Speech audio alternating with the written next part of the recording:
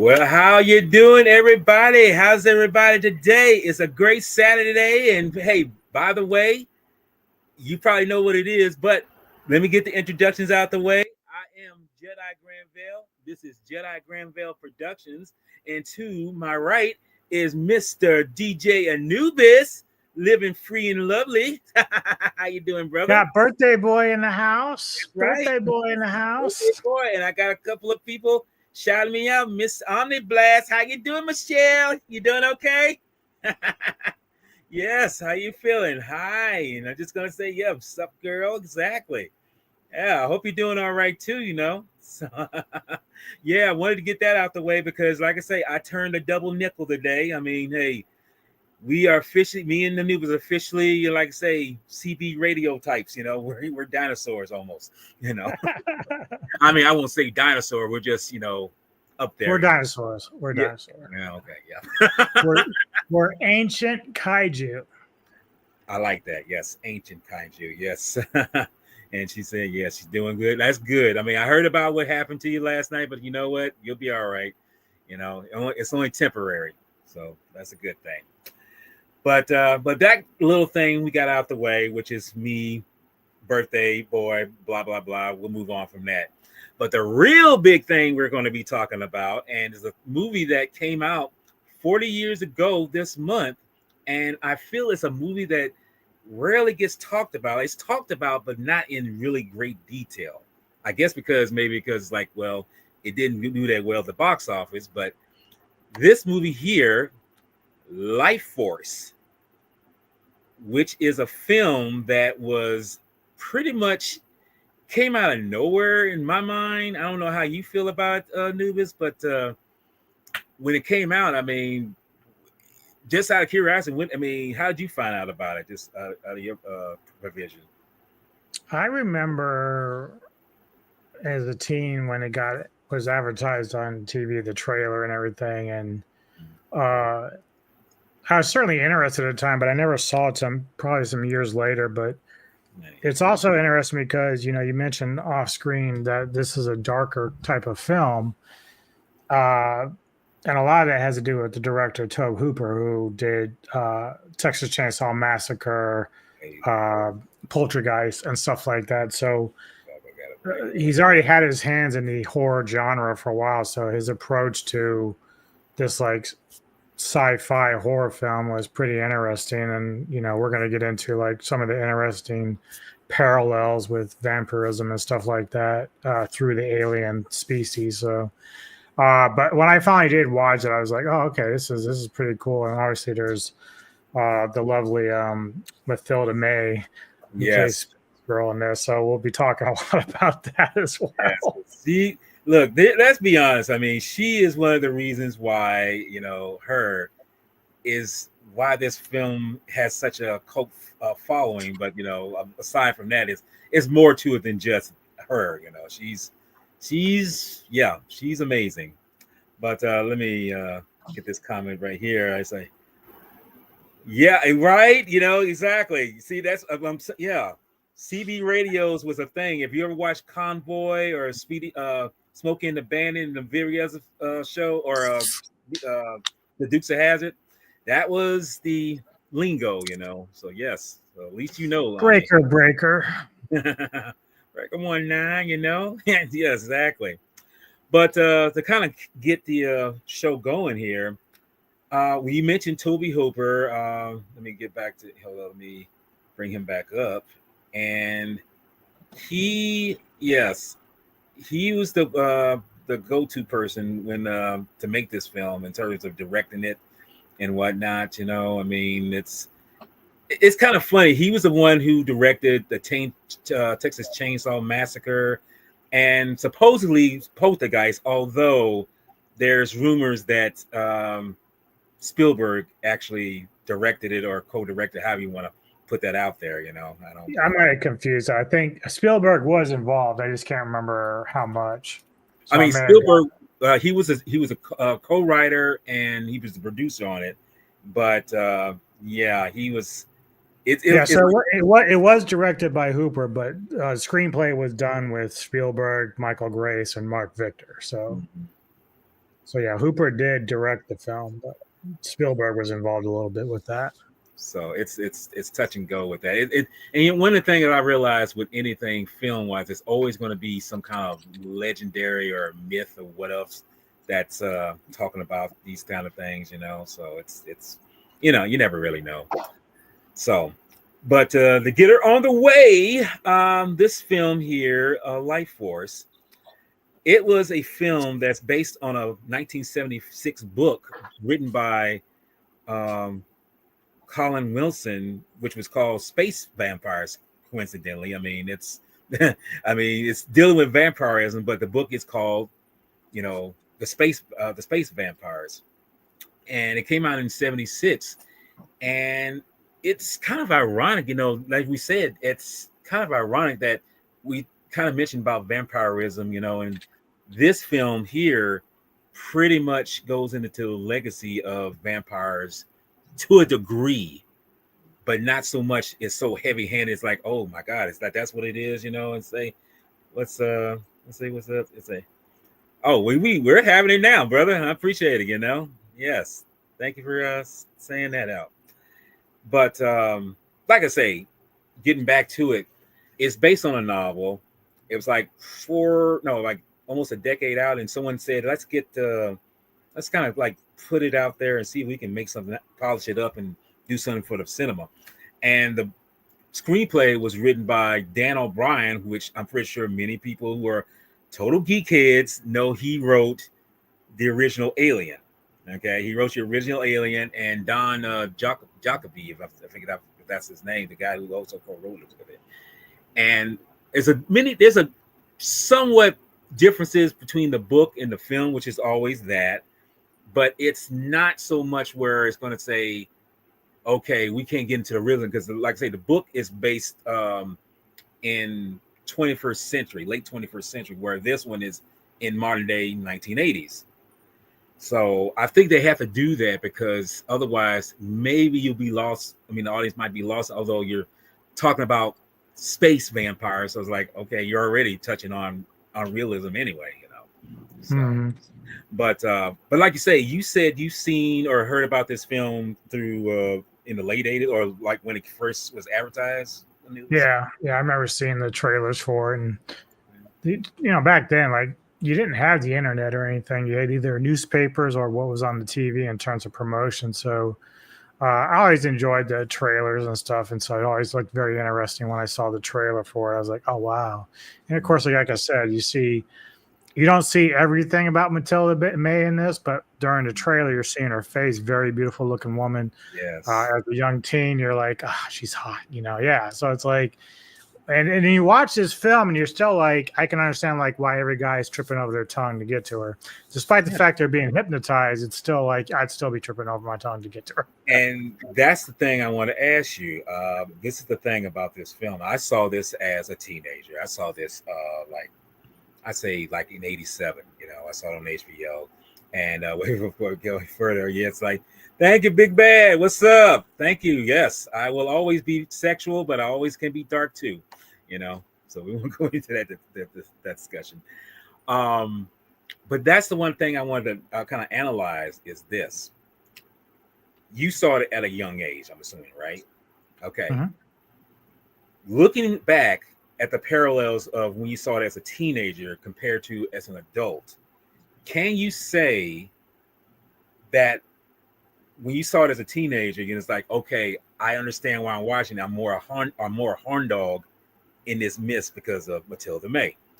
But as an adult, when you watch it again, do you feel like you understand the psychological and the terrifying nature of why she is what she is, because what she is? I'm asking you. Yeah. You know, here's the funny thing about horror in general. So sometimes, like with like a film like this, you know, it was still kind of scary back then. I remember when you see the beginning where they're entering the spaceship and they go through this certain part of the ship where there's these floating bats that are desecrated, like they're just dried out. Right. But it's a horrifying sight. And then, of course, when the astronauts get to the three coffins, they see Space Girl, and they're just hypnotized. And the thing is, like, it's kind of funny about horror in general, especially for a guy and maybe a girl too. Is so, for instance, you remember the show True Blood? Yes. So I remember girls back then who would watch that show because of Eric Northman, the vampire. Right. And so, like, there's that sensuality about it, but then there's also the fact that he's a vampire. He can be ruthless and brutal. And in this case, we're dealing with like a vampire alien force of this girl and these two gentlemen that survived, these last three vampires, that their really goal is just to take your essence, your life energy away. That's what they're, energy vampires.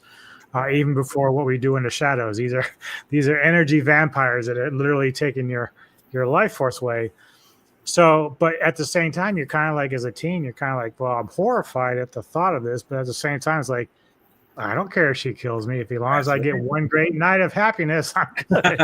That's one thing that Railsback's character talks about, is that he was so under her spell that he didn't even care that she was using him. Like, obviously towards the end, he understood what the greater ramifications of it were, but leading up to it, he's like, yeah, I can't resist her. I just can't do it. Yes, I mean, it's irresistibleness was.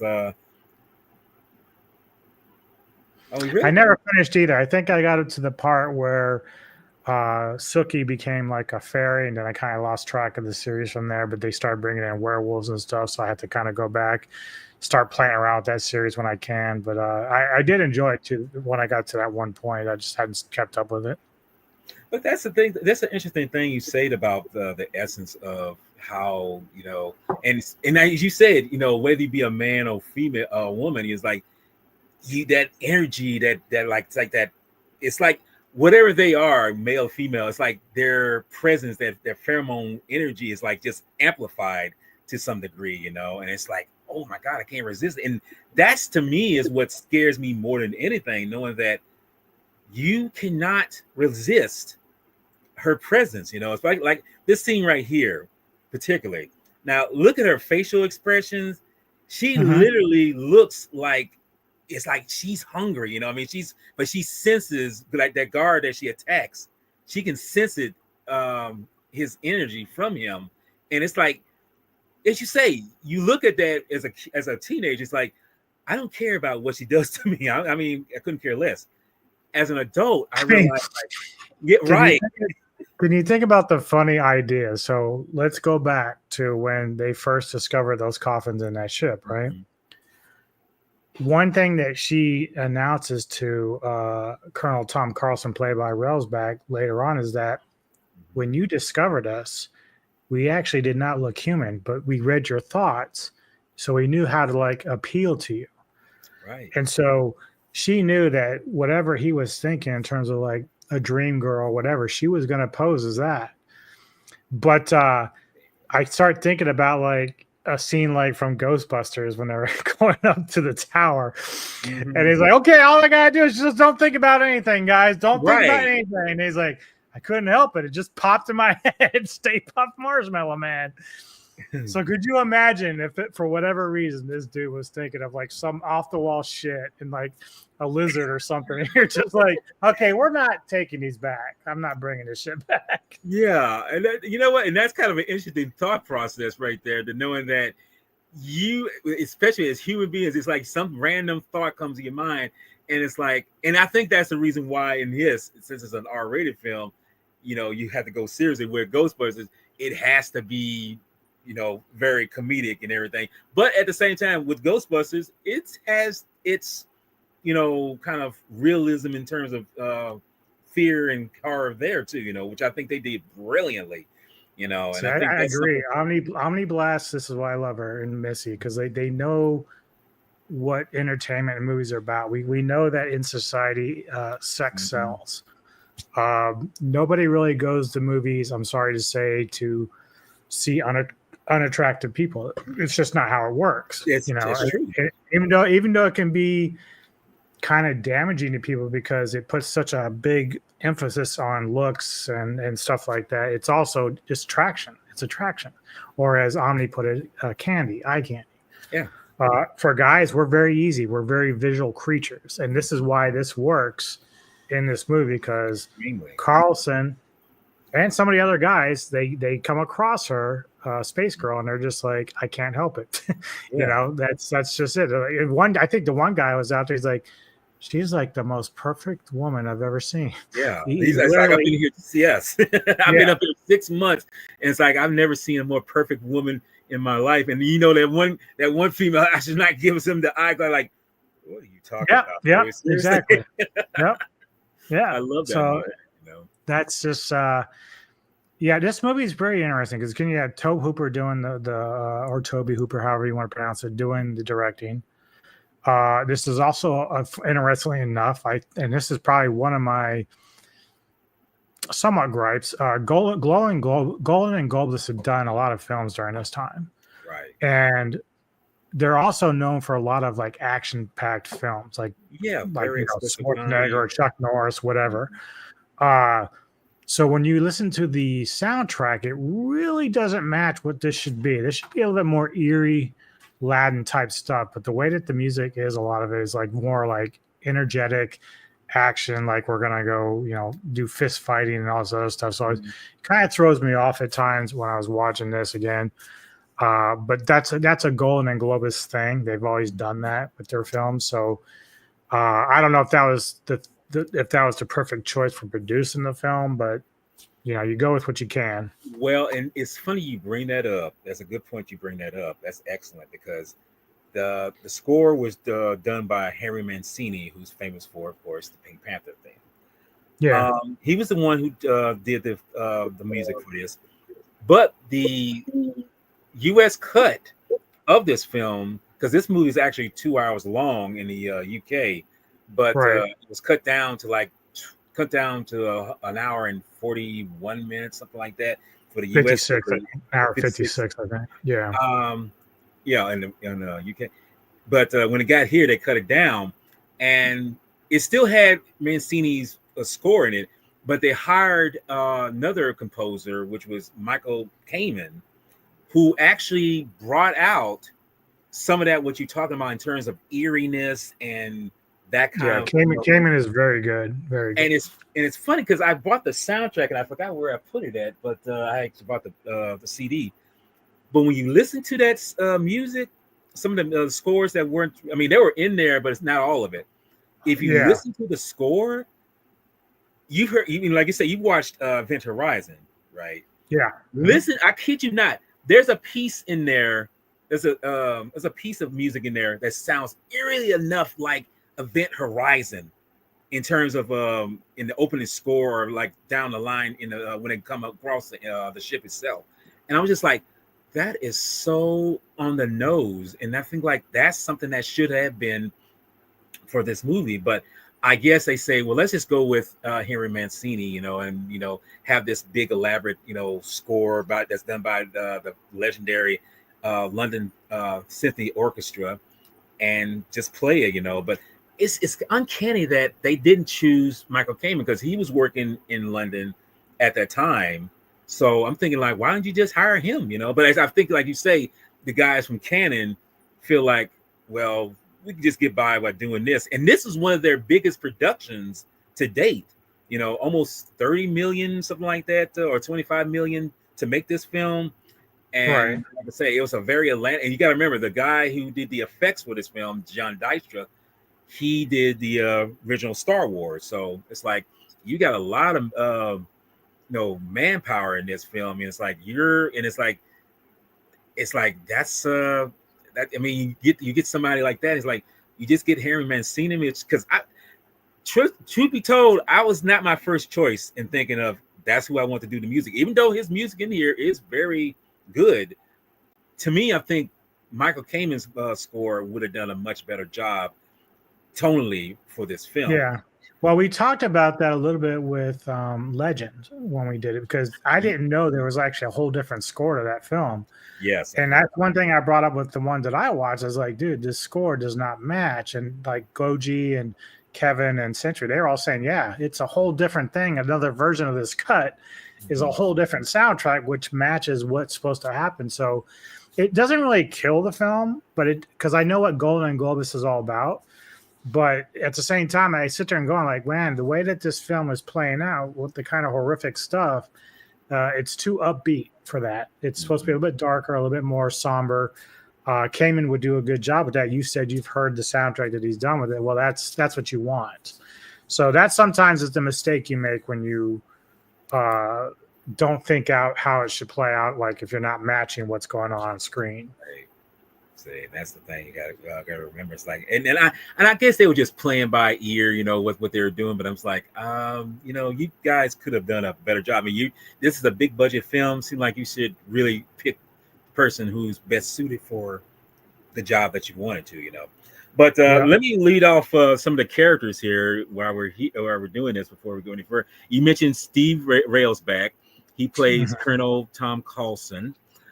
Peter Firth here with Steve Railsback. He plays Colonel Colin Kane, and I don't have a picture of him. Frank Finley, who plays Dr. Hans Fallada. And of course, we already mentioned, you know, I won't show her again, Miss, you know, Matilda May, who plays the space girl. And coincidentally, Matilda May was not that. Hey, what's up? What's up, Alden? Oh, what up? There we go. You missed one more because I forgot when I rewatched this that this gentleman was in it. Jean-Luc Picard, Patrick Stewart himself. Yes, I was gonna say yes. In fact, what up? I got yes. No. Before he became Jean-Luc Picard, Mr. Patrick Stewart. My goodness. I was joking around with Nick. I said, yeah, once he died in this film is when he became a Star Trek captain. Yeah. I was like, wow. And that's funny because 2 years later, he would become commanding of a ship. That's unreal, you know. But yeah, they're in here. And like I say, Mr. Toby Hooper directed the film and all that. And I can say, I mean, when I first saw the advertisement, like you mentioned, I mean, I didn't realize what was to be expected because, like I say, that advertisement where you see that eye, you know, looking down at the earth and just blink, it's like, what is this? You know, what's going on here? Right. I didn't know what to expect. So I'm thinking like, okay, it's just another kind of a crash, almost because I mentioned before, Dan O'Brien, I mentioned Alien. It's almost a cash grab to Alien, and it's almost kind of like kind of thing. So this particular movie starts with, of course, with the space shuttle Churchill, which is on this, you know, I can't remember exactly run or everything, but it's got these thrusters where it's able to propel it faster than some kind of motion. They hit the Halley's Comet, and like I said, the movie's set in '86 because that's when Halley's Comet came in return. Actually, is it 86 or 88 that it came through? 86. Was it 86? It was 86. Yes, I truly remember that because I was in the unfortunately summer thing was 88, but yeah, you're right. It was that they were playing off of the actual history of Halley's Comet. So those that are young, we actually got to see it, whereas some people, because it doesn't come around for every 75 years. So yeah, I was like, yeah, we're going to be pretty old, or we're going to be dead by the time it comes back. Right. But the thing about it is, it's it takes on that mythos, and we see that. So next time it's passing is 2061. Okay. Let's see, 61. I probably won't be around by then. We'll both be 91. So if we're still alive, maybe. I don't know. Well, we won't be right in mind. They're like, hey, you want to see Alien Comet? Say, what comet? I don't even know cleanser. What the fuck are you talking about? Exactly. It's like, come on, you ain't wiping my ass for nothing. Get out of here. Yeah. You know?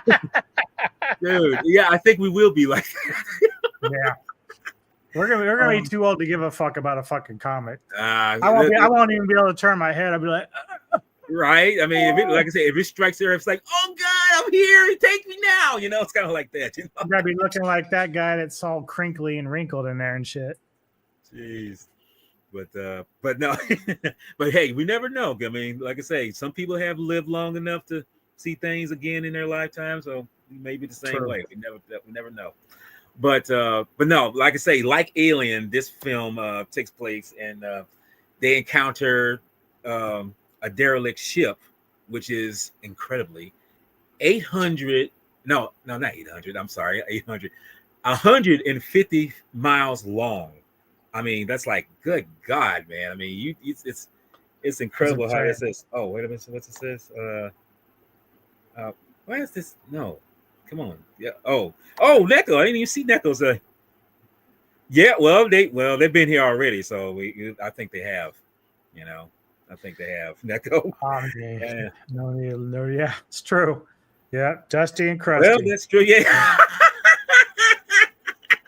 My new slogan, Dusty and Crusty. I mean, well, hell, I'm definitely Dusty and Crusty for sure. So I'm not going to deny that. I mean, I'm 55 now, so I can say it all I want,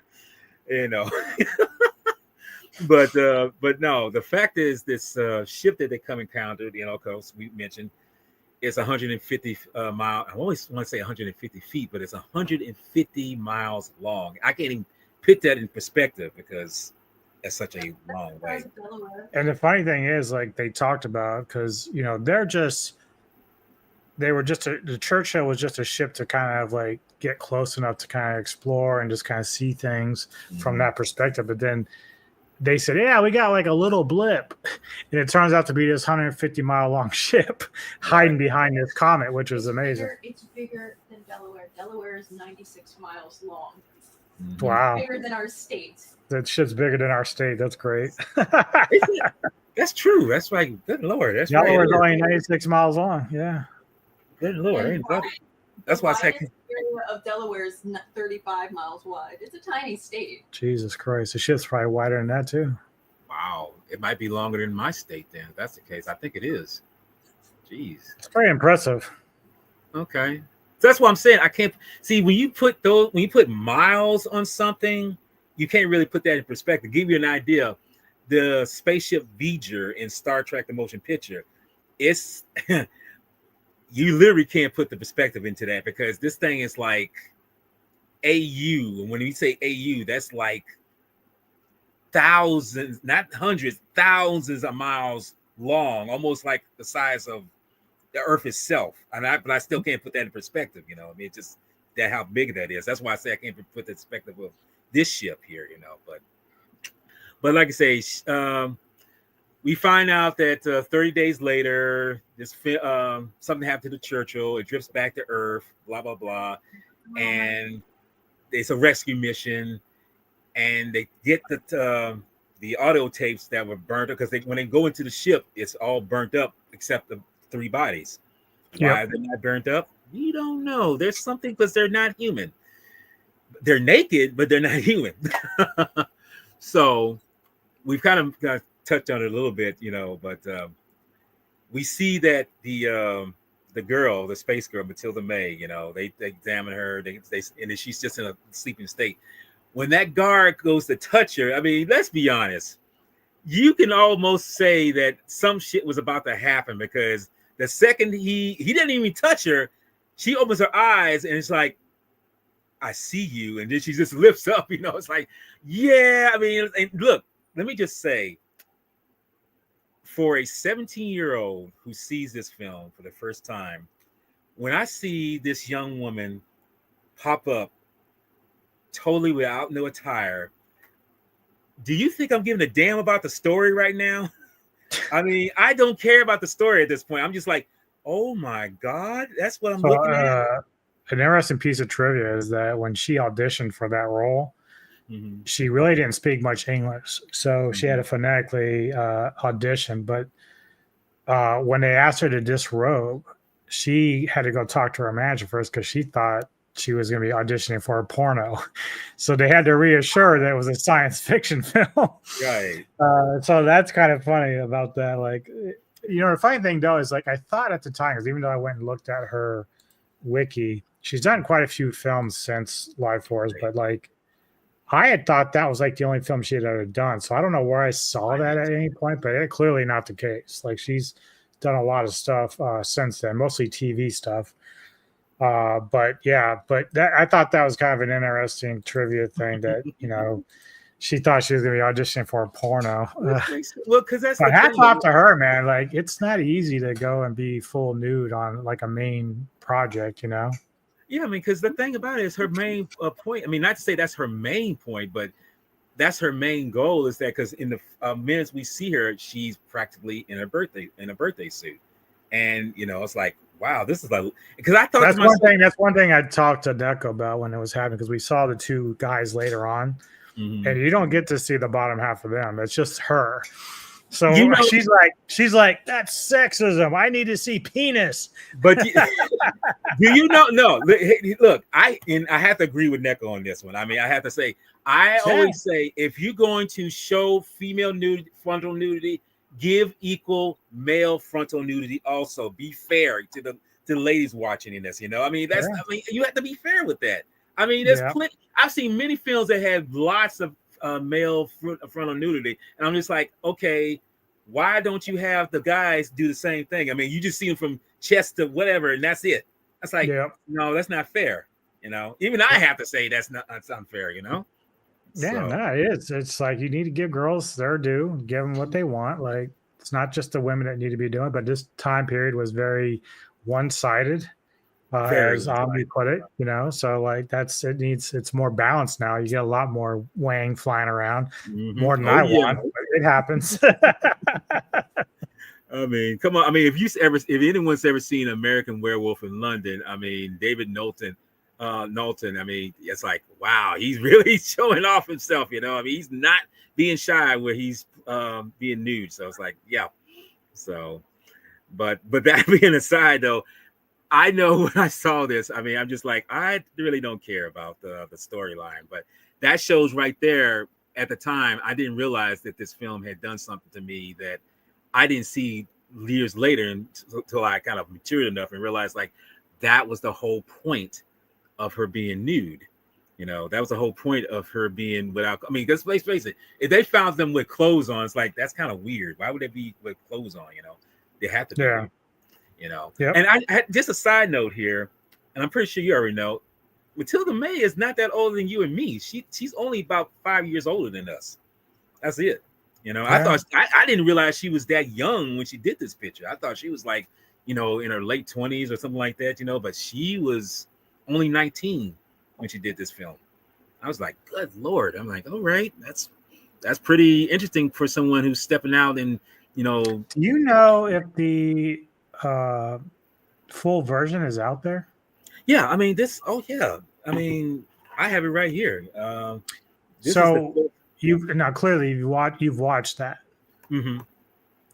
Supposedly there's more violent erotic footage in it. Would you confirm that? It's not. It's not.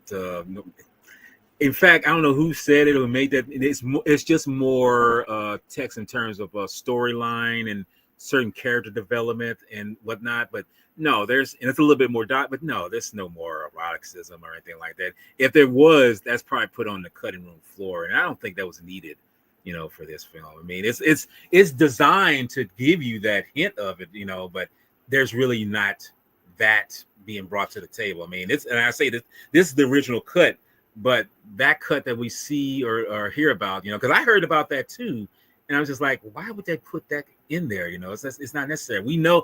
Just to know that she's nude, or even the guys who are vampires are nude, that's enough. You don't need anything else to draw your attention to it, you know. But no, I have not. It was no kind of eroticism or anything like that was involved. I mean, it's pretty much, like I say, a little bit more to the American cut, because that was the first cut I saw with the American cut.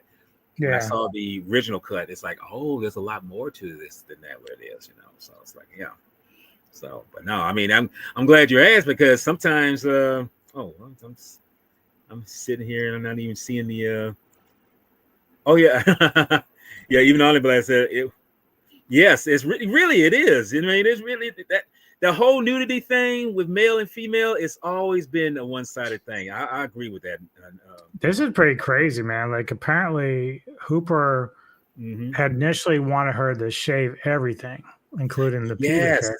Be totally but bald. Then it made her look like really young, and so they had to like say no, can't do that. So then they had to like makeshift pubes on her to make sure she didn't like break any rules. I mean, because I have to say, I mean that's kind of funny that it. The funny thing is like if you think about it, what Toby should have done, even though it wouldn't have made a whole lot of sense, but because they are aliens, it would kind of convey is that you know how like you look at like a Barbie doll, like Ken. We know he doesn't have like an actual penis there. It's just like a spot.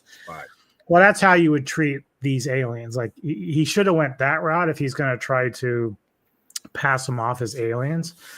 This way, you're not really worried about like how much is being seen or not seen.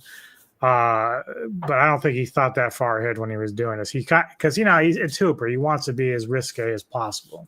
True. So I know what he was trying to go for. But and maybe this is one of the reasons why we don't see the guys junk in here, because it's like maybe that was the thing right there. It's like, okay, they're males, but we, as you say, the Ken doll analogy is like that's probably why, but still I think Hooper went into this and he's like, okay, I'm gonna make a space vampire movie, I'm gonna base it off this book, but I'm gonna build my entire story around a naked girl, because that's all I want is a naked girl. Yes, because even I have to be honest, it's like I felt like if you got two other naked individuals, even though they're males, like, are you not going to give them their just due by showing that they are nude? It's like you gotta give them their just due. You gotta give like say the ladies a little beefcake, once in a while. So it's like I was just wondering about that. Gotta throw them a bone. Yes. No pun intended.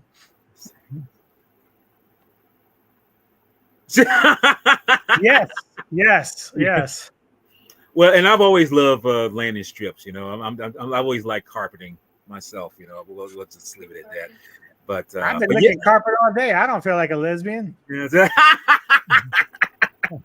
Yes, but that's the thing. Yes, I mean, and see, I don't know how you feel about it, but me personally, I've always been a Bush man to this day. I like Bush on dudes.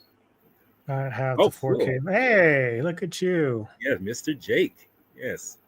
Now, hey, wait a minute. What? Jake, what are you doing with that porn in your collection, bro? Come on, Jakey, let us know. I'm just teasing him. I like to tease him. No, but you get what I'm saying. That's and you know what? Now you say that, I mean, I've personally thought, this is almost like borderline on porn, because we just seeing a naked female for a while,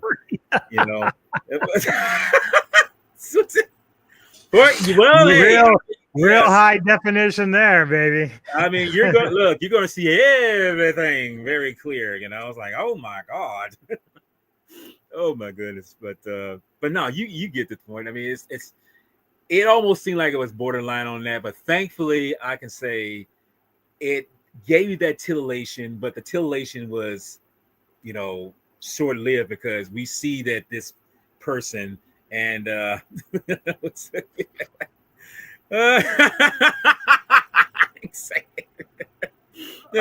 supposed to heal wolf. Omni is all in right now. She's all in. She's doing it all, baby. She's coming in hot.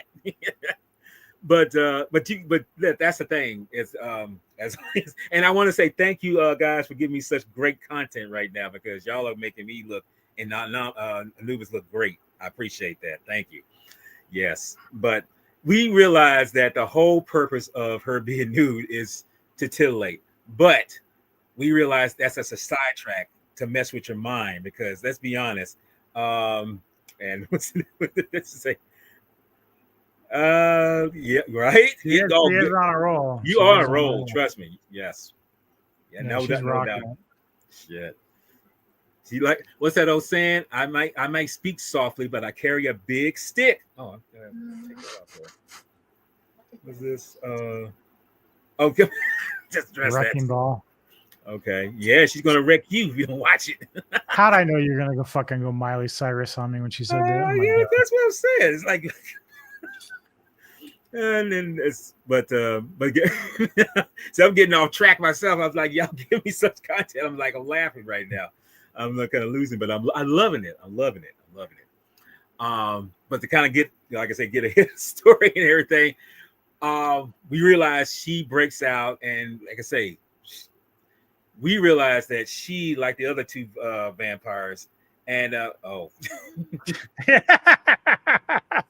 that's the Jake I know right there. Okay, Jake. I was like I say, and what's like, he say sounds kinky. Oh God. But y'all killing me with this comments, man. I love this though, but I love it. Getting back to what I was saying though, we realized that, like I say, she, like the other two vampires, they're probably like the most dangerous entities on the planet right now. They're far more dangerous than man, you know. And I don't know if you noticed this when they was filming that one scene where she walks out the facility at the research center. You can tell it's cold outside. I don't know if you know this. It is freezing cold, and the thing about that is that I heard. How do you know that, Jedi? Well, because you see, when the reason why I know She this, tweaked out. Is that what it was? She was tweaked out. no, because you see hot breath coming from the doctor when he steps out by the window, and it's like you see the breath coming out. So, and I heard it from I know. Toby Hooper said that when she walks past that tree that you see in the distance, somebody on behind the tree put her coat on around her when they said cut. It's like, yes, because it's free. I don't know how Matilda did it, but she did it. You know, she did that very well. So, but anyway, yes. Look, trust me. My eyes are looking very much when I see these things. You know, my eyes are on this kind of stuff. But no. Getting back to the story in hand, we realize that, you know, she's on the loose. She's feeding off people, and what we don't realize is that these creatures can jump from body to body. You know, as far as or take the likeness of them. You know, it's almost like it's like the craziest shit. So May, when she's doing the role, she's behind the scenes. Mm-hmm. She didn't bother wearing a robe when she was not doing a shoot. She would just walk around, talk to people while she was still naked. Yes. And some of the people are like, they couldn't even look her in the eyes because they're so busy looking at everything else. It became awkward for them to do this. There's like that's like awesome though, because like that's a chick that just knows very well, like she's comfortable in her skin, doesn't give a fuck. I mean, and funny thing is, like I say, why not? She's like I say, she's very well structured, you know. And like I say, I've seen some photos of backstage, you know, behind the scenes where she's literally standing by one of the cast managers, just in a birthday suit, and it's just like, wow, okay. I mean, that's very okay. I mean, it's like, so that's what it was. So when I told you, I thought that she had never done another film. It wasn't that. It was that she said once she had done this film, all everyone ever talked about was her nudity. So she never went full nude again. She never did it since this film. So that was, I guess that was just a turnoff for that. They weren't taking her seriously as an actress. They were just busy looking at the body stuff. Because I know I saw her sometime later in the remake of The Jackal with Bruce Willis and Richard Gere, which I didn't know she was in that. Yeah, she's in that, and that's in it's a, I can say it's a remake of the 3 Days of the Jackal, but I feel that this remake of The Jackal is way better. You know, I think it's got more ground to it. You know, but yeah, she has a major part in the film, and like I say, it's yeah, she's in there. You know, I mean, and when I saw her name come up, I was like, Matilda May's in here, you know, but I figured she's not going to be naked. I mean, I was like, no, I mean, dude, grow up, you know, she's not going to be that. And the part that she plays is very effective, and I feel like that's the thing. And I understand what you're saying, that when you do nudity, especially if you're female, it's very hard, especially in Hollywood, to really get serious acting positions in terms of playing a character, and there's been a lot of actresses who've done nudity who don't get the credit that they deserve, especially when it comes to Don't worry, Wolf. That's Neko's favorite scene in that film. Trust me. Those women weren't the only ones. Which one? He says, reminds me of X-Men Origins when Hugh had to be naked for that one scene as he's running through the hall. The women's staff are waving dollar bills, yelling, woo, woo. Oh, man. So, yeah, that's Neko, that's like her favorite scene. Same thing with Roadhouse. As great as Roadhouse is, the one thing she remembers is him jumping in the lake and his balls and sack sitting there. That's what she wants to see. Look, I'm surprised that the scene that didn't get her was when he steps out of bed with his butt showing to the screen, but I understand. It got the actress too. She's like, oh. Yeah. So it's like, yeah, and that's what I'm talking about. See, you see actresses or actors do nudes, but it's kind of funny how some of them don't get taken seriously after they are done nudity, and that's the sad part of Hollywood. It's like, well, we just put you in there to titillate and whatever. It's like, the weird thing is, it's much harder for women. I don't know why. I really don't know why, because I know that like during Harry Potter, Daniel Radcliffe did like a play in Broadway, Esquarian or something, and he got nude for that. But it didn't affect his career as Harry Potter or anything going forward. However, Alexandria Daddario did a nude scene for one of these series. I don't know if it's True Detective or something, but she did nude, and apparently she took such a hit that she wasn't getting much work after. I'm like, what the fuck? Like, what are you talking about? To me, that's somebody that's willing to go the distance for the role or the part. Right. And it's like, I never understand. Like, it's not like it's necessary for a woman to do that, but if they're willing to do that to sell the part and make it believable or whatever, then why not? Like, I don't understand like why that would hurt them. It baffles me how the double standard is with that. Well, you just said it. It's a double standard, and that's Hollywood. I mean, it's more, painful for the female, when they do nudity than a guy. If a guy does it, it's like, oh, let's just brush it off. Females is like, well, we don't know. We may not really want her to do, for a serious role. It's like, that's so sad, people like Kate Winslet, for example, she has done nudity back and forth. But to me, she's one of the more, serious actors out there, because I've seen her do some great stuff acting. And I was just like, when I've seen her do nudes, it's like, okay, she's done nudity. And that's part of the role, that's part of the character. So what? Move on. But no, they can't do that. And it's like, that's the mindset of Hollywood. It's like, if a female gets naked, it's like, yeah, well, we'll kind of toss it to the wind. A guy does nudity, we don't really know.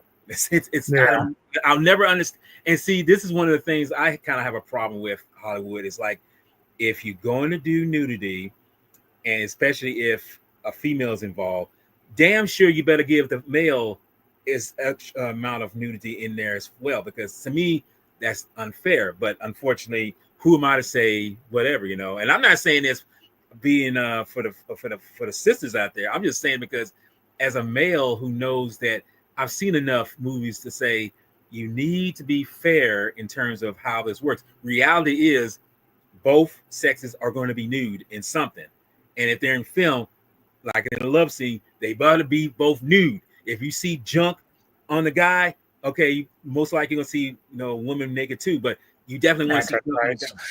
So give me a break, with that, But I'm ranting with that though. But you get what I'm saying though. And like I say, with Matilda May here, I never really heard anything from her as far as telling another part until The Jackal, and I'm just like, oh, she's in here, It's like, I'm like, okay, that's cool, because I didn't hear nothing between 87 to when this film came out, when The Jackal came out in 97. So I was like, well, I say somebody noticed her at least, to play it off. Let's say Omni Blair is saying, yes, that's true. Yeah, they're very laid back compared to America. Like a lot of countries are. Japan, same way. They're very laid back about nudity and stuff. Yeah, where we're so-called conservative. Japan has like sex shows and stuff. Like, it's weird over there. They have it in Thailand. Oh, Japan does too. At least I've seen some. Yeah, they have a red light district, don't they? think. I think so. I mean, but I don't know. Europe is oftentimes much more reserved, or not reserved, but open about that kind of stuff compared to the U.S. Well, I guess. Well, you got to remember. I guess as some people who transferred over here to America to find new land, maybe that's what they were coming away from, or just like they say, just trying to do some more, you know, humble things. I guess maybe that's why. I don't know. I mean, it's like I say, it's always touch and go. And like I say, this film was filmed in Europe, so I mean, the nudity was not so much of an issue. It's just about how does the character come off of, you know. Yeah. But like I say, to get back to the story now, we've seen that she's broken out, and she's, you know, she's doing she's pretty much going across the land.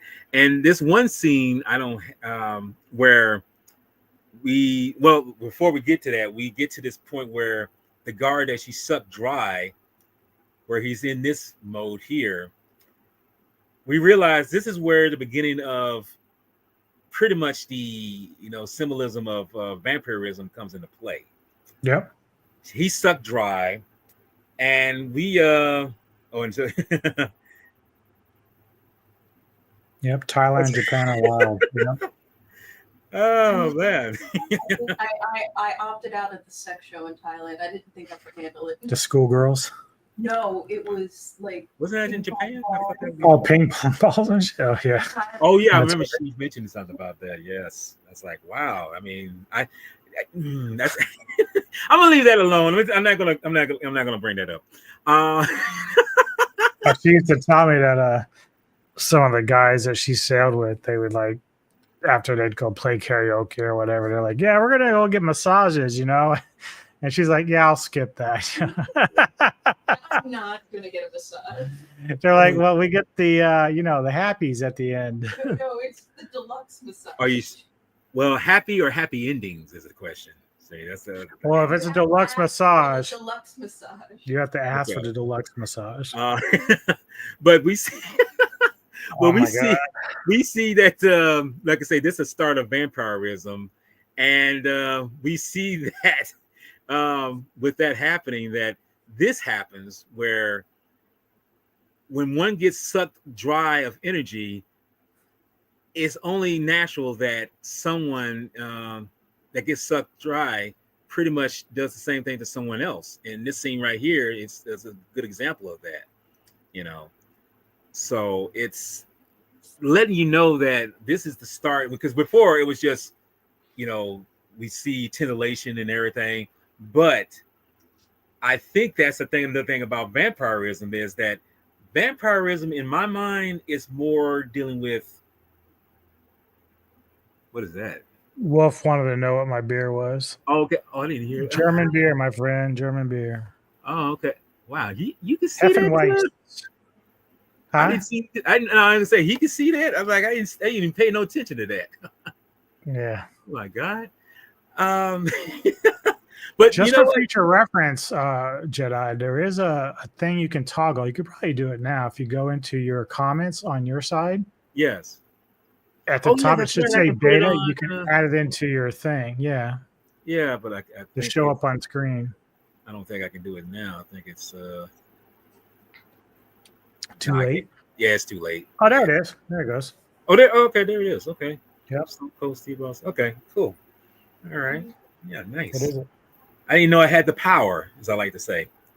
I got the power. Yes, right. Stone Cold Austin. Okay, but no, I'll ask. In fact, I'll ask you this question. We was mentioning about vampirism. Do you think vampirism, in a way, is more of, unlike like something like maybe either zombies or lycanism or whatever? Do you think there's more of a sexual sensory awareness with that when it comes to that? Maybe that's why we see this. For me, vampirism is more of like an infection or a plague. Mm-hmm. We talked about this a little bit off screen. The approach to this in vampirism is different, but it works in kind of like a parallel way to what we usually see with Dracula movies and stuff like that. This one, You know, in regular vampire movies, we see them get bitten on the neck, their blood sucked, they die. A day or so later, they come back from the grave and they're now vampires. This one, it's all through energy, and so they, you know, as we've seen Space Girl do, she'll suck the energy out of a guy, and then he'll be nothing but like a shriveled up corpse, and then all of a sudden he pops back up, and he's looking for the same thing. But it is interesting too, is that you have to. And one thing I wish maybe they would, like, if it's in the director's cut or whatever, explain the difference between her and the other two main vampires versus the infected, because apparently the infected, that energy they take can only last so long. They have to keep feeding and feeding and feeding. Yes. Otherwise they end up like exploding and dying real fast.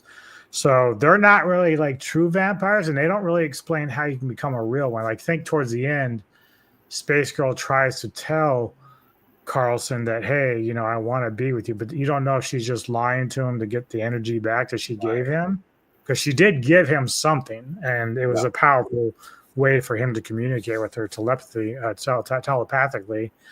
But we never get a clear indication of how like they are different from the ones they infect. Yeah, because even the doctor for Falada, he mentions that, you know, it's like, yes, these creatures to do this drain them, but they can't sustain their presence like they drain. And it's a beautiful moment too when we see two people who are infected.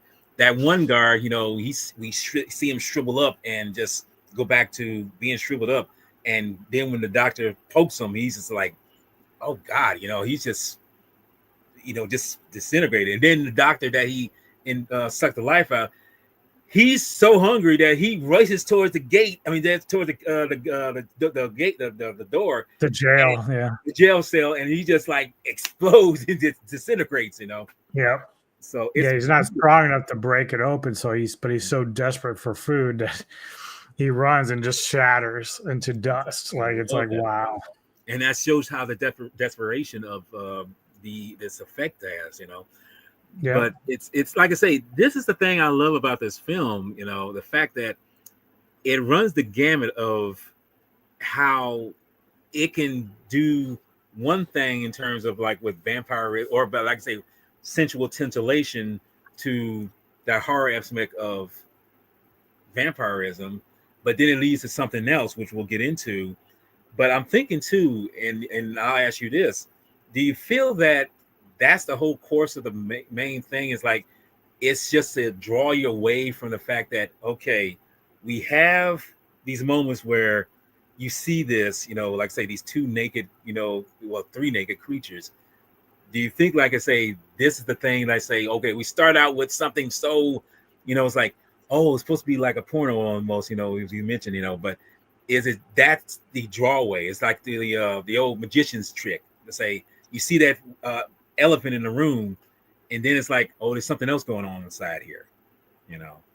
Yeah. So, and that's the thing. I mean, I mean that it's a toss away sometimes, but I mean, but getting back to it, we find out that like I say, these creatures can kind of embody people's bodies that you know, that they try to harm them or anything like that. And we see that the Space Girl is able to do this by infecting. When I say infect, I can say mentally transfer herself to the to this nurse that works at this psych ward.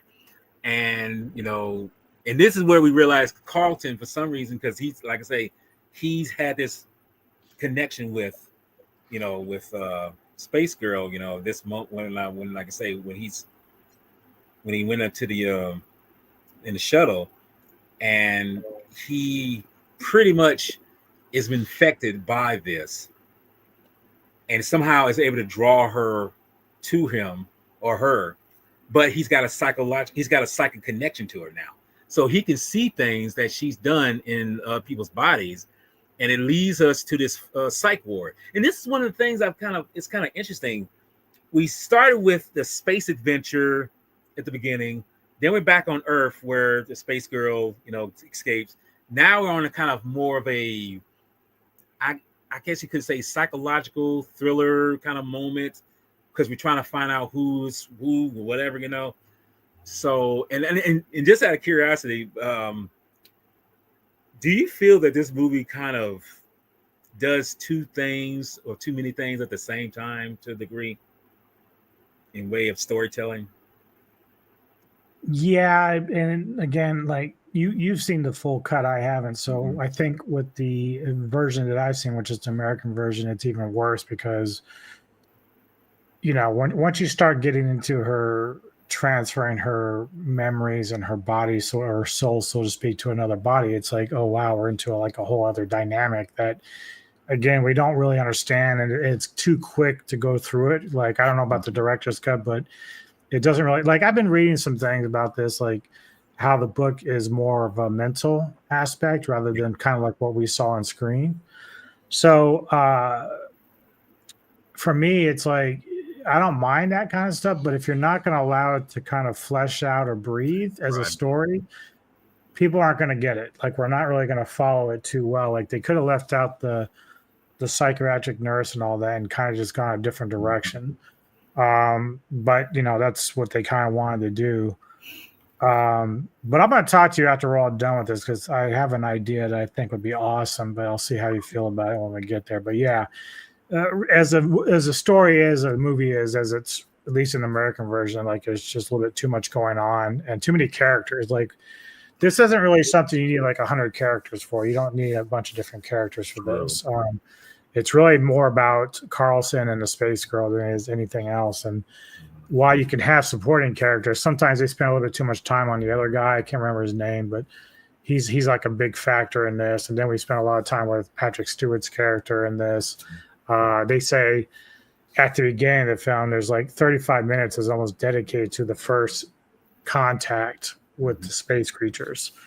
Yeah. So that whole first almost a third of the movie is already just them discovering the creatures and then what's happening while they're out there. And that's kind of what I noticed when I was watching the film is that it's like, okay, we've gotten from this point, we've gotten to this point, but now we're here. It's like, whoa, we're kind of like, this is like the second act, and it's taking a lot of time with what we're talking about. It's like I say, where is it going to? And this is when I'm realizing, it's like, okay, we started here, but now we're going to like wait. We're going to a big maximum, like ending, or because I mean, what you call end of the world almost kind of stuff coming up, and it's like we're not even we're just trying to find out where this person is, and it's and that's the other thing too. It's like you talked about earlier where once the Churchill is discovered, like it's burned and there's like just the corpses of the vampires there. We don't think anyone else survived, although they know escape pod got out. Mm-hmm. So we obviously understand later that's Carlson who managed to get away. Yeah. He doesn't even realize that they made it back to Earth. Like they discovered it. He thought the ship was going to be lost and not ever discovered. But again, I think if you take a lot of that stuff that happens in the earlier part of the film on the ground and keep that up in space, and whereas like we start seeing how the vampires operate, because we don't even know until she gets back down to Earth how it works. Right. With the energy sucking and stuff. So if you take some of that out and just leave that part up like almost an event horizon type of thing up in space for like the first half of the movie, then we can come back down to Earth and then do the whole thing where I love the end because the ship plays a massive factor in collecting the energy. So that to me, those two parts would be better by themselves rather than all this like stuff in the middle that we really don't need. Yeah. I think that, and as you mentioned before, I think Toby Hooper was kind of skating through this. He didn't really know. I mean, I think he was trying to do as far, because I think this is like his first time doing science fiction, mixing with the horror. But it's still a like I say, a dance what you're trying to do. Like I say, I mean, and I give him kudos for giving it a way of going there, but you got to kind of say really plan it out, and like you say, kind of not drag it out, but kind of explain why certain characters or certain things are going on, to help it out. And like I say, I mean, and that's why I thought I was going to give when I saw the director's cut, but it was just more dialogue and not really filler. With fuller. I mean, it's like it's just there, But that being said, though, we realize that we're in the psych ward, and we realize that the space girl's conscience is in. We mentioned before with Patrick Stewart's character. He's the pretty much the person over the psych ward and everything. And Carlson says we want to see where this one particular person that the nurse was, the redhead, whose name is Ellen. Where is this particular person at? That we pretty much transfer her self into him. But as it turns out, since Carlson has his psychic connection to her, he realizes that Patrick Stewart is the one that's been infected. He's the one who's got the space girl's memories and all that good stuff, So they drug her. Drug him. And I don't know if you know about this. This is a little tidbit that even Patrick Stewart said on the Tonight Show. That was like his first time having a kiss with another man on screen. I'm like, oh my God. I mean, because even I didn't remember it the first time around that I've seen the film, but watching it, like, oh, okay. All right. I get it. So it's like, okay. I mean, we're going this road, but I mean, it wasn't necessarily what it was trying to do, because it was this moment where it was supposed to be her in the body and all that. That's like I see. That's what he sees, but that's what he knows. That's not. I mean, he's in the body, but that moment where she does that, she's trying to draw him in, and it's like he's saying, like, let me go, let me, do all this stuff, And when we see back and forth, you see it inching, and it's like they actually Railsback and Stewart actually just touch lips, they didn't kiss, but as Patrick Stewart said, that was his first time on screen kiss, but it was. Well, Stewart's also said that working with Tobe Hooper is like one of his favorite times ever. So he's really high on. Yeah, he's really high on working with him. I found this funny. So makeup artist Nick Maley averaged 17 to 19 hours a week during production. Most of it applying makeup to Mathilda May's full nude body to make it look perfect and flawless. Even though he admitted in an interview that her 18-year-old body was already pretty close to perfect, he joked once that he had no issue applying with the makeup. He said, in fact, it was his favorite part of his job. I wonder why. Right. Let's be honest. I mean, who would not want to take that job? I mean, on my full body. You want to do it in your Jeep? Yeah. Yeah, Neko, you ought to try that. Sorry. I'm sorry. I don't know where that came from. Sorry. Uh-huh. Sure. I don't know what it is. It's either because I'm 55 and I'm becoming a dirty old man. That's sad. Birthday boy's trying to get some sweet icing. Yeah, I got some icing, but I'm not gonna go there.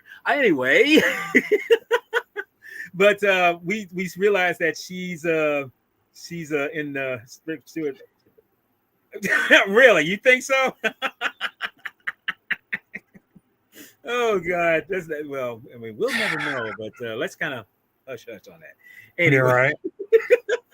But we realized that she's in Patrick Stewart's body, the doctor, and somehow she escapes. When I say escapes, I guess I ain't gonna say escapes. It's just like she, kind of gets flustered and kind of try to break out of everything, like what that happens, and they take both because there's another person that's with. I didn't mention this. There was another person that was with them, Carson and Kane. Not the prime minister, but somebody I can't remember the name of. He was with them. He somehow gets killed, and somehow his essence of her gets in him. And while they're flying them back to London, there's a moment which is just eerily crazy. This moment here, where the blood of them blood of her comes out of them, and I'm like, this is one of the most goriest moments in the film. Yeah. Okay. And then this happens where it forms into her essence of her, and then she just goes away. Yeah.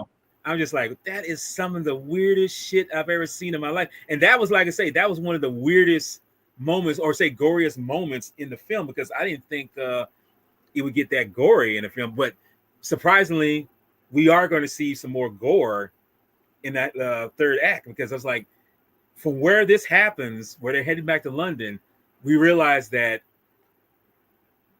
the Blitz type of thing is going on in London, and it's a massive, massive just devastation of people infected by this energy, that the vampires have done. And this, we mentioned in the psych war, it's like, well, did she affect one or two? Because we found this one girl that was drained, but how many more did she affect? So when you think on that on that level, I'm trying to say the word, I'm trying to be smart, but I'm not. When you think on that level, you realize like 2 plus 2 plus 2 plus 2 plus 2 plus 2, it's going to add up to, oh, we're fucked, And this is when you realize that London is in a fucked up moment, and it is just like, I mean, it's going crazy. People are dying. When I say dying, I mean, I want to say they're experiencing the so-called, you might as well say it's more of a zombie apocalypse moment. It's not really vampirism. Let's be honest. I mean, you looking at it, how can you say that it's vampirism when, they're sucking life out of everything? And what is the say?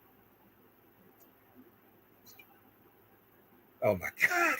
I'd say, Wolf, like sci-fi. Go to your corner. Go to your corner, man. Just go to your corner. Don't. No, don't. I see what you're saying. Like the way that the vampires work in this is a little kind of like the way that the creatures from the Dark Crystal work when they suck the essence out of the Elflings. Like it's similar to that. It's not really blood they're taking, but just like their life force. Yes. Granted, the name of the movie, like that's what they're doing. So it is a little bit different in an approach of how they get their energy and their feeding. But you can see immediately that it's when they don't get enough energy, anybody who's been sucked up and been affected, you see that they turn into, like I say, they look like zombies. They look like undead. They don't look like either someone who's been sucked up dry, or someone who's got full. It's like they look like zombies. And this is a moment where I was mentioned before that this film, you do sci-fi, you do kind of a psychological manipulation kind of moment, and then you go into this horrific, almost doomsday moment, And what's Omnibus saying?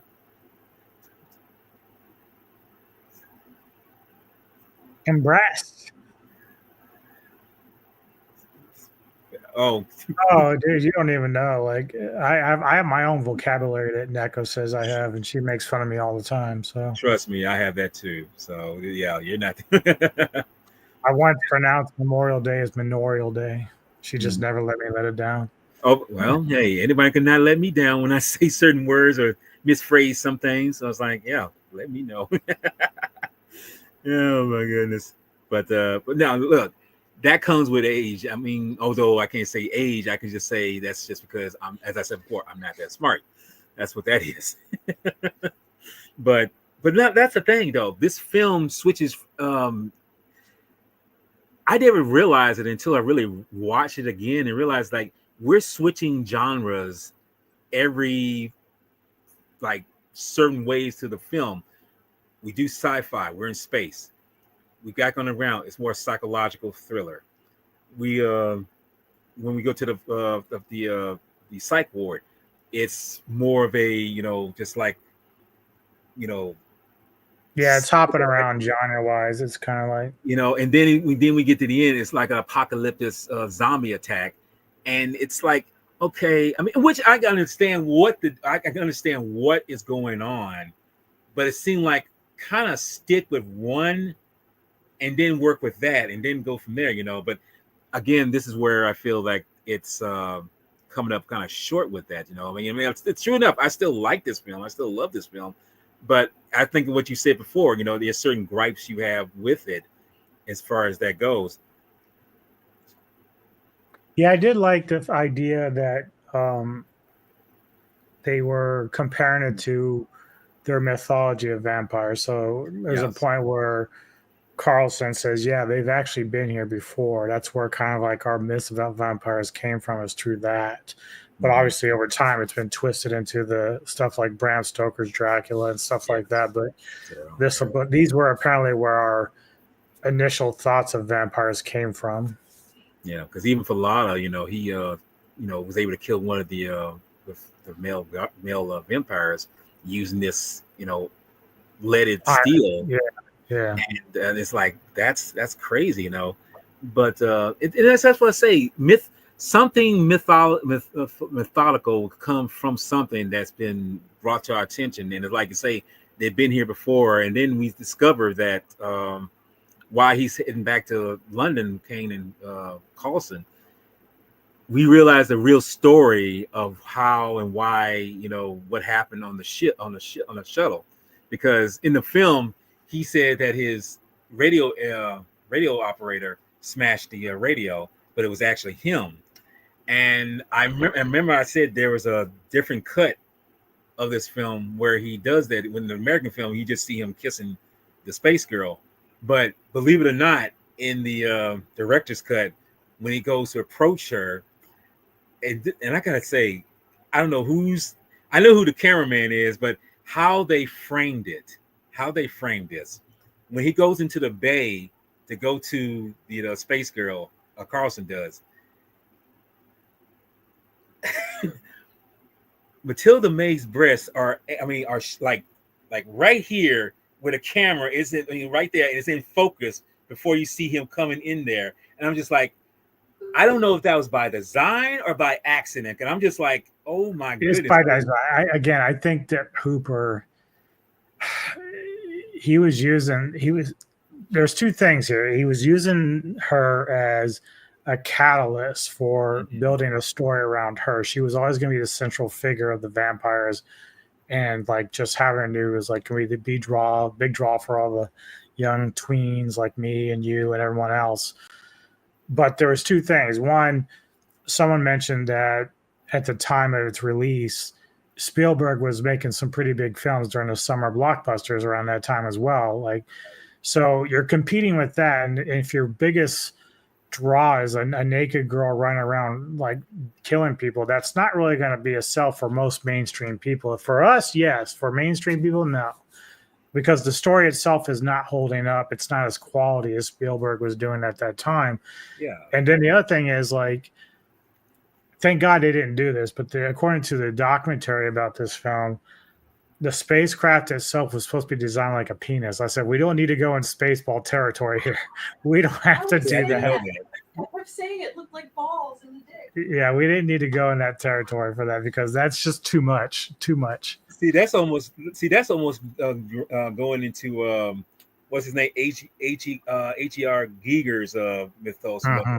He always sexualized some of the designs that he did for certain things. It's like, I'm like, come on. I mean, you're not H.E.R. H.G. No, H.R. Giger. Can't get the man's name right. He's dead. I can't get his name right. H.R. Geiger. H.R. Geiger. Thank you. I'm like, good God, boy. Anyway, you're not him, so don't be him. Thank you. But no, that's the thing. I mean, I did not know that. I didn't realize that was the intent of the ship. I'm like, the derelict ship. It's like, really? It's like, you go in there. It's like, I'm like, all right. I mean, we could do that. And Omni knows too. It was by design to have her like being the catalyst for that entire movie, because you could just tell.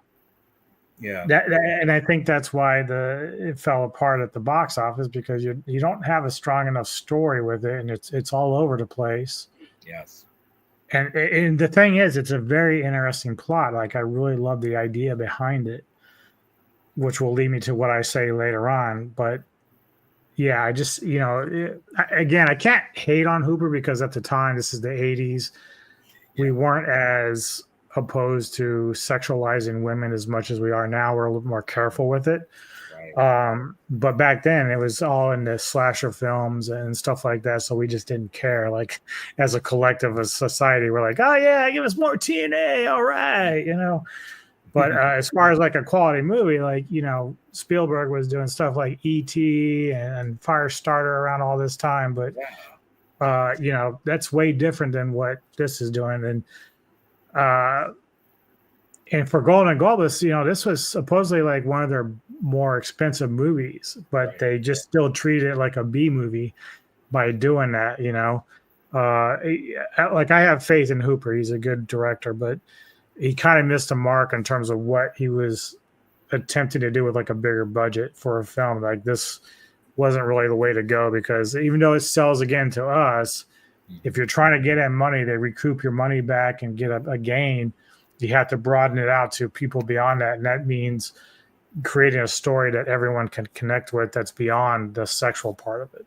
And I think that's I think you hit the hammer on the head right there. It's like the connection in terms of story. You know, I mean, you got to make sure you connect with people. I mean, because that's how you get people connected to something. You know, to some films, like connect them, involving themselves in the storyline with the characters. I mean, how else are you gonna make it live? You know, I mean, true enough, this film is still, you know, one of those classics that, you know, it's like, yeah, well, it is what it is, but it did give what it was supposed to do, which was storylize and go from what it's supposed to be doing, you know. So, but from this, we realize we're in London. All hell's breaking loose. We realize that it's going down, and try to, you know, get to the point where it's coming to an end. We realize that one of the male vampires is still alive, and you know, he's around in this blue, you know, like suction, almost like a succubus or whatever you want to call it. You know, he's just sucking the life souls out of all these people, you know, and while they're killing one another and sucking the life out, he's sucking souls out. And you see that, as you mentioned, the derelict ship is in a position where it's taking all these life forms up to a ship. And ironically, it's at a church where Space Girl's body is originally at, because you know, she can jump from body to body just like the other two can. She's like a catalyst for the energy to pass through. So, and it's which is kind of ironic, because it's like she's a mother who's transferring that to whatever, you know, and it's like it's kind of ironic how that is, you know, because she is female. I was wondering though, because like again, in the American cut, they don't really explain it, but they're taking energy into the ship, so this is how they can travel and still feed themselves throughout their trips. Right. So for the remaining creatures that were on the ship, because apparently they were dead. Now, granted, they thought they were dead because they just were lifeless. Does this mean that the energy they're taking up there is going to actually restore that? Because one thing they mentioned was that these 3 vampires were the last of their kind. But since you can kind of come back once you feed, that's how vampires work. They can actually be desecrated for years, and then you give them blood, and all of a sudden they're coming back. So I'm just wondering if those other ones that are up there in the ship are going to be able to be brought back to life through this. To me, I say yes, but I just don't really know. I can't really say, and I can say now, you know, at the very end, you know, we see that when they get stabbed, you know, through when Carson stabs her, you know, through the back. At this point, where hold up, I'll bring it up. And this happens, you know, there we go. We see that moment where he takes that staff and does that, stabs him in the back and pins it through him. Yeah. That is led to the moment where they go up to the derelict ship, and they're up there, and somehow the life force and the energy that is kind of hitting all these other crystal line entities or wherever, you know, and doing something, you know. I'm not for sure if it's recharging or whatever, but because you could tell it's storing in the ship, and then even by the time that he ends up killing them both, which again, is it really dying? I mean, supposedly it is because this iron can kill them, like it's like a sword. Mm-hmm. But they get sent up to the ship, and if that indeed brings them back to life in some form, are they really dead, or is there just now just energy there, and the ship's kind of just floating along? Because it leaves you on a cliffhanger. The ship just kind of takes back off into space. And we don't really know what's going to happen from there, because if all the vampires, because they killed both males, and they end Carlson kills him and her together. Yeah, this moment right here, he kills the male one. So does that mean that they're all dead at this stage? Like, I don't know how this works. Like, because the other ones just died through malnutrition; they didn't have food. But we've seen how they can come back once they feed on something. Just you can be in direct contact. So like the guy, the first guard that dies from Space Girl, like we think he's toast, we think he's dead. But then when he's around the examiner and the forensic guy, and all of a sudden he's like, "Oh, there's food around, yay!" Yeah. So clearly they can sense when there's other food around, right? And so I just wonder if, like, once that ship's been full of energy, if those other ones up there can kind of recharge and come back. I don't know. We just never get a clear indication on that. And, you know, Carson did mention something about she's destroyed worlds and these kind of things, you know, but I mean, that's just like a throwaway kind of text right there, because it's like, okay, she's destroyed worlds, but how many worlds is this? You know, I mean, because like in the John Carpenter's The Thing, we're told that this organism that can imitate anything has imitating millions of different life forms. We realize they can do that. Here it's just like different worlds, but I mean, what kind? I mean, we're talking about hundreds, thousands, you know, you're not really giving no specific number in that terms, you know, and that's kind of leaving you like, I'm like, okay, we don't really know. You're not telling us nothing, you know? I don't get that. After seeing the first footage of Matilda May's nudity, producers told Tobe Hooper to add more scenes with her naked. Wow, Oh oh my god! It's like the whole cliche about these guys that sit into a fucking boardroom. They're like, "Let's see, how are we gonna promote and sell this movie? Oh, naked? Yeah, we're just gonna throw her up naked every 5 minutes. That's good." All right, we got it, guys. We're all done. Yeah, let's go. Go put that shit in writing. You get your bonus this year. Yeah, it's like, come on. Yeah, but sir, the script's not done yet. I don't give a fuck. Naked girl, we're good. Let's keep going with that. And that's it before, back when we started. I mean, I never even thought about nudity in this film to begin with. I'm thinking like, okay, it's going to be some kind of, you know, creature feature and whatever, and what that's the case. Like, okay, it'll be pretty cool. When you see a totally nude female, I'm just like, okay, what story am I talking about? What are we thinking about? I mean, I'm lost. Do I care? No, I do not.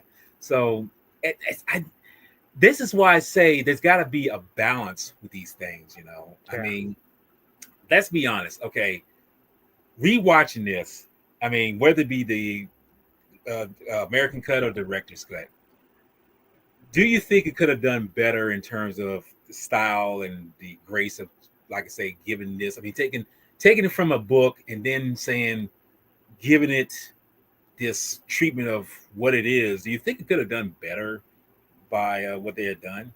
Yes, but again, it's the era that it was made. You know, a lot, as you said earlier in this video, a lot of it's capitalization off other stuff. And Hooper obviously is a horror director who's now into the sci-fi realm. So he's trying to kind of copy a thing between horror and sci-fi. But I've never read the book, so I don't know how much different it is. People say it's pretty different than the movie. I don't mind the movie. The movie is fine in terms of like the plot device. The one thing I'm going to ask you is, and I think you might agree, is if I was to remake this today, the perfect choice would be Edgar Wright and Anya Taylor-Joy as the main. He's good at making these kind of weird, atmospheric, dark films that are a little bit more thought-provoking. Now, Nosferatu has some flaws. It's a little bit too thought provoking. So he needs to be able to find a balance between that and kind of like something from maybe even Lighthouse or mix it up, get some action in there. We have some action in here, but he's like the perfect kind of guy to give this the actual treatment that it needs. Now, whether or not he's willing to tackle something like this, I don't know. And it's kind of reasonable that you bring that, because I was going to ask you that if they were to do that remake, would it be more preferable if they go by the book itself in terms of the material, instead of, they say, oh, we'll just make something up and just use that as a basis for it? I mean, would that be better? Well, I wouldn't be shocked if Wright said to him, because Wright is very cerebral with his film. Yes. So like, it wouldn't shock me if he tried to do a balance between what was in the movie, what's in the book. And that might, make or break the film, because like I said, Nosferatu treats it differently than the other films we've seen with Nosferatu. Like, they're differently made.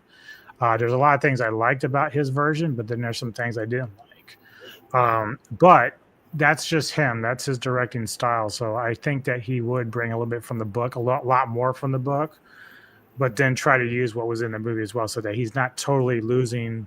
Because, we've talked about, this film has its flaws, but I think in the end, it's still a cult classic in a lot of ways. It's people still really revere this film for a lot of different reasons. Right. So I think Wright would probably do a really good job with this. I do. And I mean, I can see that. I mean, because he's, because like I say, he's very good. I mean, what he does, I feel like his story structures are very strong, and that's really what this film needs. Because you said it. Would this film would have been served better with a better story behind it? Yes, it would have. And I don't know if it would have been a summer blockbuster, because again, he's focusing on May's character for being nude. Like, that's the draw, and everybody knows it, from Hooper on down to producers to the people did see the movie in the theaters. We all know what the main draw was. But if you get like, I don't expect Anya Taylor to actually get full nude. Like, it's not really necessary in this day and age to do that. Yeah. But she might get topless, so she's not opposed to that kind of stuff. So true. She might do that, but I think he's going to give her a story, and there's going to be more dialogue and more thought-provoking stuff within the context of these vampires. And I think that he would write a good story that would make sense. And so I'm not really throwing shade on Hooper, because at the time he was kind of just given what he was dealt with at the time to kind of make use of it. But in this day and age, we have the ability to kind of correct some of those mistakes that we see in past films. As long as we're not going in the wrong direction. And you and I both know what that wrong direction is. Oh, yes, we do. So, yeah. So as long as it's done right, yeah, sure, certainly. Because that's the thing I always say, I mean, and like I said, we have to remind ourselves that the people like Anya Taylor, she's much more talented than, I'm not saying that Matilda May wasn't talented. It's just that I don't think she was giving because this was her first role. This is her first role out of the gate, Well, yeah, they said she had done a couple movies prior, but this was like the major role that she had. And so credit to her, though. Like, again, one of the things that the directors and the producers was that she was the only one of the ones in the edition that didn't mind getting full nude. Like, that's shocking for that time period, because a lot of girls were doing a lot of these movies from the 70s and 80s, didn't mind getting naked. But it was the ones that auditioned here, she's like, yeah, I'll get naked, I don't care. And she was very comfortable with it. So more power to her. Like, that's somebody who wants the role. Like, they really want to make that role. Despite the language barrier. Well, yes, because that's to say, you don't know the language, but hey, you did pretty well for what you did. But knowing all these things, like I say, this film is what it is. And with that being said, after 40 years and the time that it was released and everything, and even after all the mishaps and whatever, and the director's cut and blah blah blah, all that stuff, your opinion, how you take away from this film in terms of its structure? I mean, what's your kind of rating on it? A rating on it, as I like to say. Yeah, so I mean, the movie doesn't necessarily hold up in terms of a strong story. Yes, yeah, dude, you will never not tell me that Edgar Wright doesn't have an eye for camera cinematography. He's like a master at doing this. Like I've seen The Witch, I've seen Lighthouse. The guy knows what he's doing. It just wasn't quite the way that I would like Nosferatu shot. I mean, I did like a lot of things in it, but some other things not so much. But you know, that happens. It's not a big deal. This film, you know, it doesn't really hold up today, but I still enjoy it. Like it's funny because even before you decided to do this, I think like every 2 or 3 years when this shit pops up on Tubi, I will watch it. Like I will sit down and watch LifeForce because I do enjoy it. Like I do get a kick out of revisiting it and watching it. I will have to try to see if I can ever find the director's cut because I've never seen that version. You can find it on Amazon if you're trying to look for it. I mean, yeah, so I mean, I'll have to kind of find that and check it out when I can. Rating wise, now I'd probably still give it probably like a 7 out of 10. Like it's good, but it's not quite great.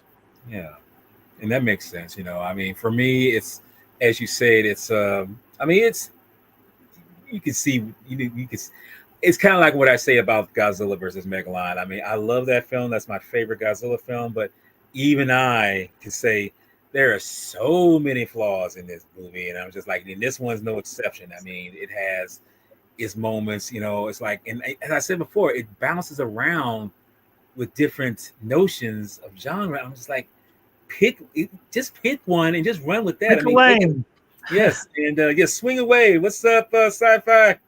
What's up, Century? Hey, you're never late, brother. You're just too soon. That's all it is. Yeah, but no, it bounces around, and like I say, I wish, and I feel that's the thing right here. Story-wise, structurally, it could have done better. It could have done a way better job with it, but we got what we got, and you know, and I still enjoy it. I mean, I got the Blu-ray and everything. I still love it. You know, I'm not gonna say I'm gonna hold on because, but I will give my criticism too because I feel we're allowed to do that. We should allow to do that as a fan. Yeah. We should have the power to do that.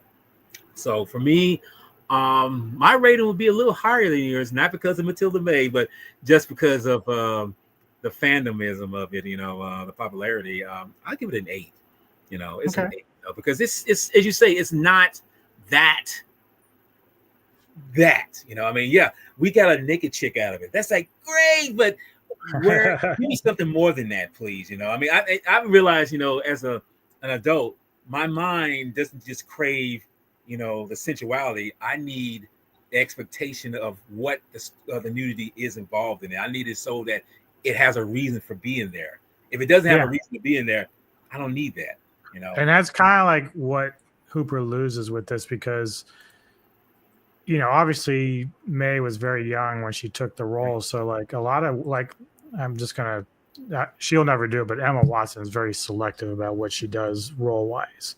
But she's also said that if she ever had to do a role that was risque, it would have to mean something to the plot.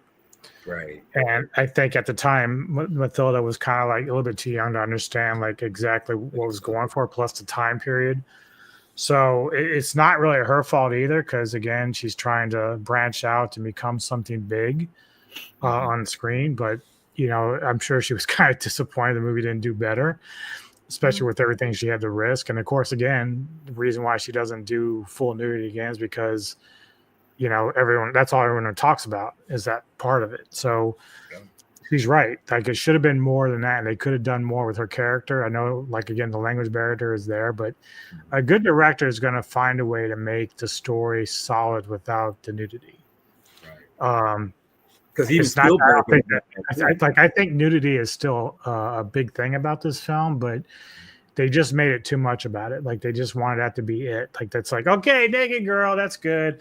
But there's a lot to work with. Like this whole idea behind these space vampires is very cool. It's really original. The energy aspect of it all. I think it's very possible to do a good film like this in the right hands. So yeah, it's still fun to visit every once in a while, but it could have been a lot better than it was. And I guess maybe, like I say, if it ever happens where Wright actually does something, does something like that. I mean, I'm not positive. I mean, I told you before. I mean, I'm not a big fan of remakes, but this is a film that is taking a novel and put it into film. So if he was to take the original concept of the story itself from the book, I think he could probably balance it out and probably put it in a time frame where it's like you have the technology to say that it can be set in the time that it's allotted. Because in the book, it's supposed to be set in the late 21st century, which is roughly 50 years from now, something like that. Yeah. So I would think that would be a brilliant take on it, But I mean, Well, that's the thing. A lot of the reboots and remakes we see are done for cash grabs.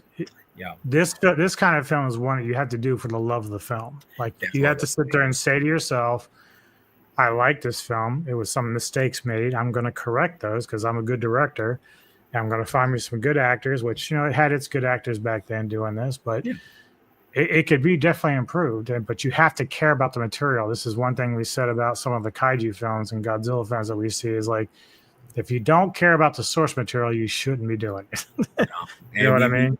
And we and I think we can say we know who exactly that is. Something like that. We know that's the kind of thing. It's like don't mess with this. I mean, because if it's not your baby to rock, don't rock with it. Don't you just gonna mess it up. So. But that being said, though, I think we did a pretty good job in talking about this, and everything. And just on the upside, what do you got coming up soon, Anubis? Well, we were supposed to do an interview with director Bobby Knippy Jr. tonight, but he had to reschedule. So that may happen tomorrow or later in the week. So Ol and I will have to get together with him. But we're looking forward to that. I actually watched his film Grandma, which was really fun. So we'll try to we'll keep you updated with that. But come Monday, Neko and I will have another episode 2 of the Cultureverse Mindset. So that's just where we talk a little bit about entertainment and drama news within the entertainment world. So we've been having some fun doing that. Then Tuesday, I'm actually going to be playing a little bit of Diablo 4 Season 9. So I'll have some gameplay up as I play that game for Season 9. And then later in the evening, I'm getting together with Samurai Guy and Rick Myers for the next action film Autopsy. And then, of course, the rest of the week, I have The Ghouls of Midnight with Mr. Tony. And then Saturday, I have Vintage Cult Cinema with Thrash Pondo Pond. We were going to be reviewing 1977's The Car. And then, of course, again, we'll have Silver Screen Savants later in the evening. So that's pretty much what I got coming up so far. Okay. Well, personally, with me, I don't have anything planned in terms of podcasts except your birthday boy, is heading to California next Saturday. So I will not be doing anything podcast wise. I mean, my YouTube is going to be on the settle for about a week. Taking a nap. Yeah, basically, he's going to be taking a nap. So you will not see anything on here.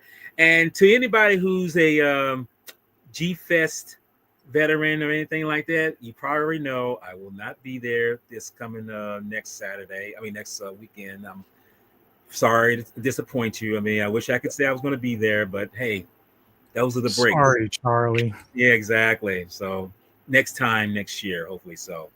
But that's a wrap on this. Thank you, Anubis. I appreciate you being here, brother, and everybody who's been in the comments. Y'all been lighting this up, and like a Only Blast, sci-fi, even Big Bad. Stay in your room, man. Stay in your room. Y'all been lighting it up this evening, so I appreciate that, though. But no, all kidding aside, thank y'all so much. Thank you for the birthday shout outs and everything. I appreciate y'all.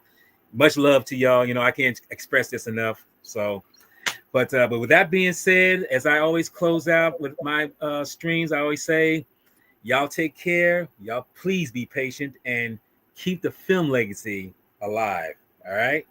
Till we see each other again.